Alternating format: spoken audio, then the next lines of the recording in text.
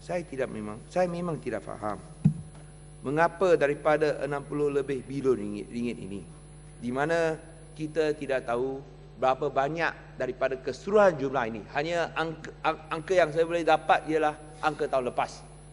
Tapi daripada lebih 60 bilion ringgit subsidi gas yang telah diberikan selama ini, mengapa ia digunakan untuk menyokong keuntungan IPP di Bursa Malaysia yang telah mencatat keuntungan berbilion-bilion ringgit. Saya rasa kalau kerajaan benar-benar ikhlas dan benar-benar jujur ingin meringankan beban dan sama-sama menjinjing beban ini, saya harap bahawa gas subsidi yang diberikan oleh IPP ini bolehlah dikurangkan. Kalau tidak dihapuskan, sekurang-kurangnya diringankan. Dan kalau ini tidak dilakukan, saya rasa semua yang diucapkan oleh Yang Berhormat Menteri hanyalah menanam tebu di bibir saja.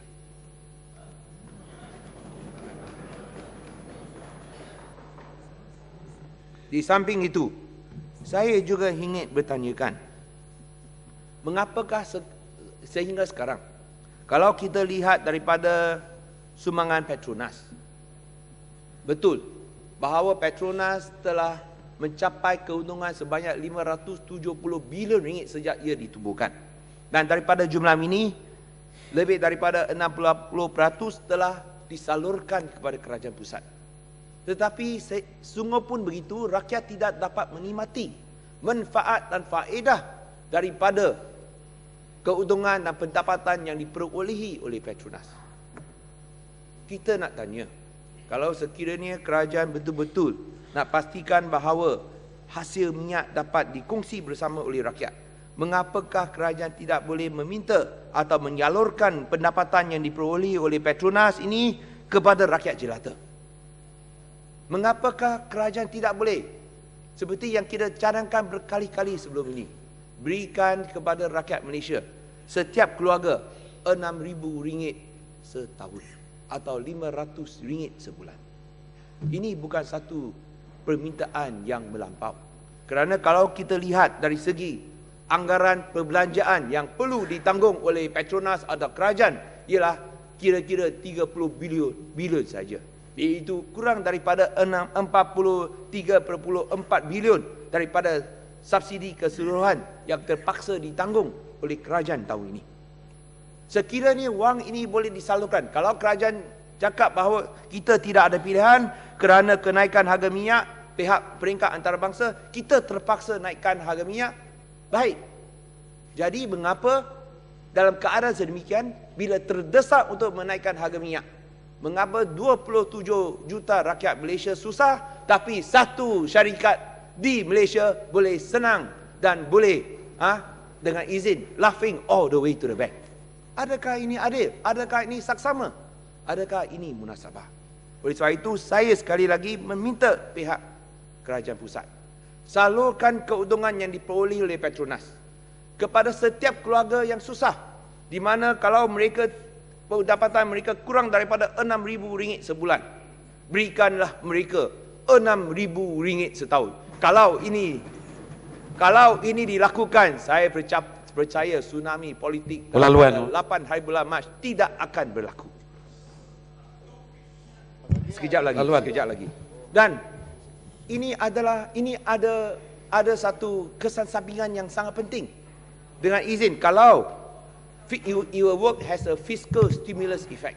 Betul, kalau minta wang laluan. ini dapat disalurkan kepada rakyat jelata, Minta laluan. dengan lebih 30 bilion ringgit yang dapat dibelanjakan oleh rakyat, dan mereka tidak akan bawa ke negara lain, Minta laluan. tidak akan bawa ke negeri lain untuk pergi holiday overseas dan sebagainya. Mereka tetap akan membelanjakan di pasar tempatan. Pasal Ia salah akan bangun ni, Wan. merupakan satu fiscal stimulus effect yang dapat menggerakkan ekonomi negara. Pasal Oleh salah itu- bangun ya, yang bagan. Pasal salah. Ucap tahniah kerana anak telah kahwin. Itu saja. Soalan. Itu saja. Satu pahat bangun ya, Wan. Tuan Yang Dipertua, Tuan Dipertua, Peraturan Mesyuarat 14.1. Saya nak tanya Tuan Dipertua, nak minta ruling. Oleh kerana perbahasan ini sampai 4.30. Kemudian kita tanggung untuk makan dan mula 2.30. Saya tak nampak ramai berucap. Kalau Tuan Dipertua tak buat ruling, berapa lama seorang boleh berucap? Saya nak minta keadilan. Sebab selepas ini ada celah mencelah. Jadi saya minta ruling daripada sekarang supaya setiap ahli dewan dilayan dengan sama, dengan masa yang sama. Kalau 10 minit, 10 minit. Kalau setengah jam, setengah jam. Saya minta ruling daripada sekarang. Baik, Ahmad. Terima kasih. Ini Saya sokong. Saya sudah cam daripada awal lagi, Ahmad. Itu saya larang masa menyokong tadi, tak payah mencelah. Sekarang masa pembahasan pun orang tak bagi penjelahan juga pun.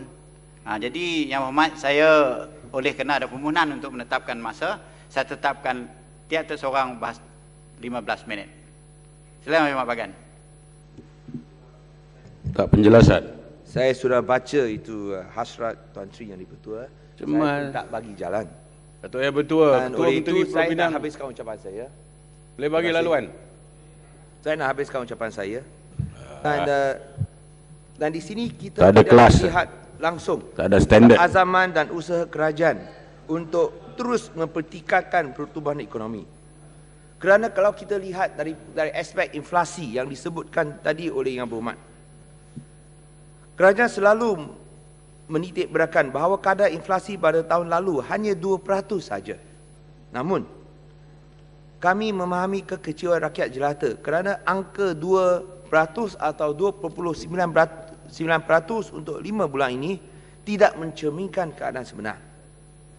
Kadar tol melonjak sebanyak 60% pada tahun lalu dan juga sebanyak 50% tahun ini. Harga petrol dan barangan berkaitan pun telah naik lebih daripada 20% sebelum mengambil kira peningkatan 40% pada 4 Jun tahun ini. Mengikut siasatan media, harga makanan dan barangan kegunaan biasa telah pun meningkat kira-kira 20%. Dan kalau kita lihat di beberapa tempat, saya rasa ia mungkin naik melambung dengan lebih tinggi lagi. Lebih penting lagi, dalam peningkatan harga barangan mengikut kadar inflasi 2% yang sering dibangkitkan oleh kerajaan, saya rasa tidak seimbang dengan kenaikan harga-harga projek.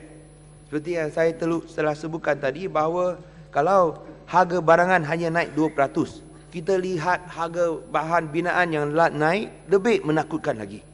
Dan kalau kerajaan begitu simpati dengan pihak-pihak tertentu dengan membolehkan mereka naikkan kontrak atau nilai kontrak mereka sampai 60%, mengapakah kerajaan tidak simpati dengan masalah rakyat dengan tidak sekurang-kurang dia meningkatkan atau menaikkan gaji mereka?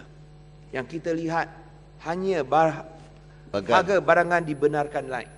Hanya harga kontrak-kontrak kerajaan tertentu dibenarkan naik dengan begitu tinggi. Sri Gading Yang Berhormat.